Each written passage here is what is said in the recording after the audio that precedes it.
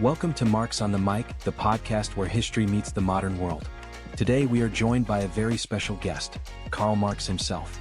What would Karl Marx think about Donald Trump, Elon Musk, capitalism's resilience, artificial intelligence, social media, China, the war economy, and even the future of democracy?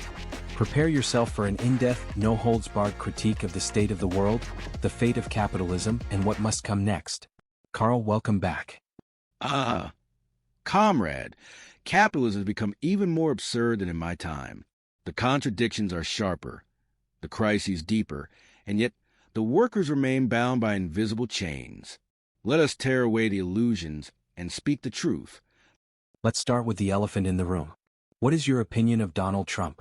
Trump is not an anomaly. He is a natural product of a decaying capitalist system. He represents a ruling class in its most naked form, greedy, corrupt, and uninterested in anything but personal wealth and power. He is not a cause, but a symptom of a system that rewards deception, exploitation, and brute spectacle. But here is what is most dangerous about Trump. He convinces workers that he is one of them. He wraps himself in the language of the common man, while living in luxury, dodging taxes, and treating workers as disposable. He tells struggling Americans that their enemies are immigrants, minorities, or the elite, all to distract them from the true enemy, the capitalist system itself. Trump is not a rebel against the establishment. He is the establishment, but with fewer manners and more spectacle. The ruling class allows his theatrics because it serves them, while the people argue over Trump's latest scandal. The billionaires keep accumulating wealth unnoticed. Let me be clear. The problem is not Trump alone. If he disappeared tomorrow, another like him would take his place, because the system that produces men like him is still standing. That is what must be dismantled. Asterisk. What about Elon Musk? Some call him a visionary genius. Asterisk, the cult of the visionary billionaire. A most amusing deception. Musk is no genius. He is a capitalist like all the rest. Did he build Tesla alone? No. Did he invent space travel? No. The real innovators are the engineers, the workers, the scientists, but their names are forgotten. Musk is celebrated because he is a convenient myth, a story that capitalism tells itself to justify the obscene concentration of wealth. If Musk were truly a visionary, he would not hoard billions while his workers sleep in factories, struggle for health care, and fear layoffs. He would not fight against unions while claiming to be a friend of the people. Look at the reality. Tesla workers have reported unsafe conditions, low pay, and union-busting tactics. Musk openly mocks labor rights and even calls for longer work hours. His self-made fortune was built on government subsidies and inherited wealth. Capitalism needs men like Musk, not for their genius, but for their illusion. The public is told, see, you too can become a billionaire if you just work hard enough. But this is a lie. The worker will never become Musk, not because he lacks intelligence, but because the system is rigged to ensure that capital remains in the hands of the few. The worker must see through the illusion. There are no good billionaires, only those who profit from their labor and those who resist it. China is often called a communist country, yet it has billionaires, private corporations, and vast inequality. What is your take on China today? China is not a communist country. It is a capitalist state wrapped in the rhetoric of socialism. True communism abolishes class divisions and private control over the means of production. Yet in China, you have billionaires, a financial elite, and a state that operates not in the interests of workers, but in the interests of capital. Yes, China has lifted millions from poverty. But who controls the wealth? The worker is still exploited. The wage is still controlled. The factory floor is still filled with toil and suffering. This is not the end of capitalism. It is capitalism with red flags. Do not mistake state capitalism for socialism. The revolution is not complete simply because the ruling class wears a different uniform. Asterisk. What do you think about the growing power of multinational corporations? Some of them are more powerful than entire countries. Asterisk, this is capitalism in its final monstrous form, where a corporation replaces a state and profit replaces governance. In my time, a king ruled his nation. Now, CEOs rule the world. A handful of men dictate wages, working conditions, and even national policies. And yet, they are not elected, not accountable, not bound by borders. They exist only to expand profit. The state, once a tool of the ruling class, now bows to corporations. They influence laws, avoid taxes, and destroy competition, all while claiming to be champions of free markets. But where is the free market when a few men control all wealth? If the worker is to be free, corporate rule must end. We cannot simply regulate monopolies. We must abolish the system that allows them to exist. What about the modern war economy?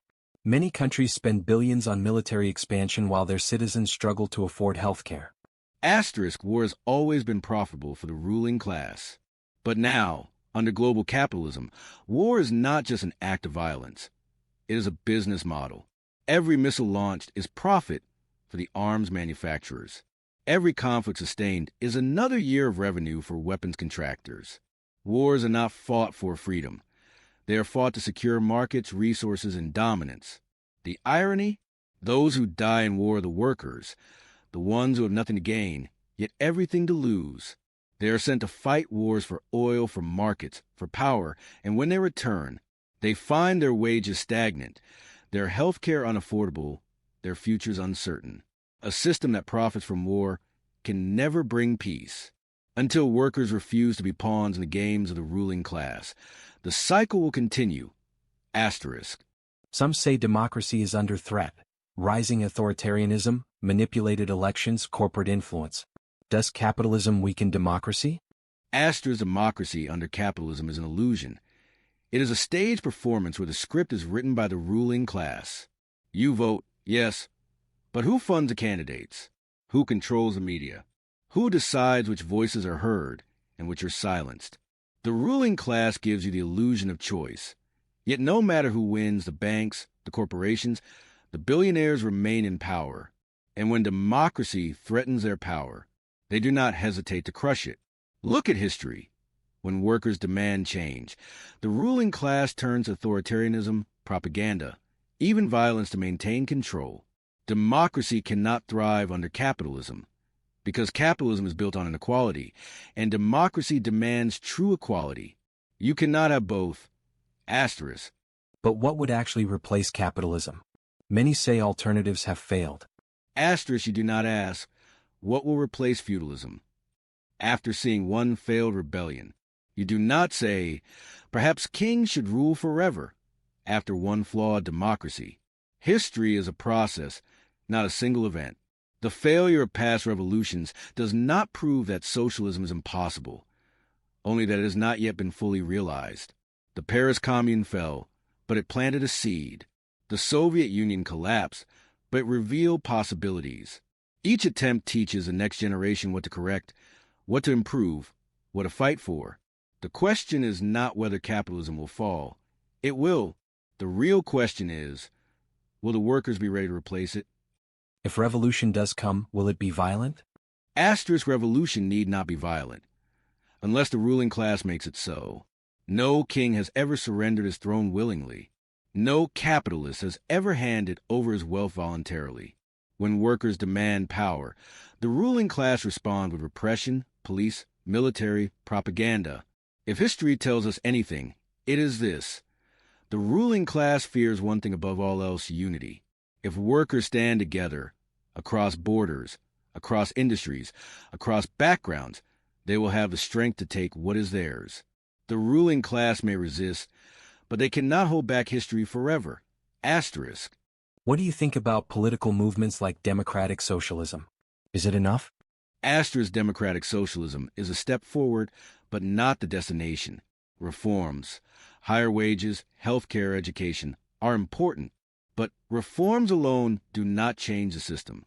You may raise wages today, but capital will find a way to take them back tomorrow, through inflation, through automation, through layoffs. The only true solution is worker control over production, not just better wages, but no bosses, not just universal health care, but no profit-driven healthcare system at all. Democratic socialism may ease suffering, but it does not abolish exploitation. That is the final goal. What is your message to the workers of today? The worker is not weak. The worker is the most powerful force in history. Every road, every building, every invention, every piece of wealth. You built it. The rulers of today depend on your labor, your obedience, your silence. But you do not need them. They need you. Wake up. Organize. Demand not just wages, but power. Demand not just reforms, but revolution. History is watching, and it is waiting for you to act. The world will not change itself. But you have nothing to lose but your chains. And that's a wrap for Marx on the mic. If you enjoyed this conversation, share it, subscribe, and keep questioning the world around you. Until next time, stay critical, stay informed, and as Karl would say, workers of the world, unite.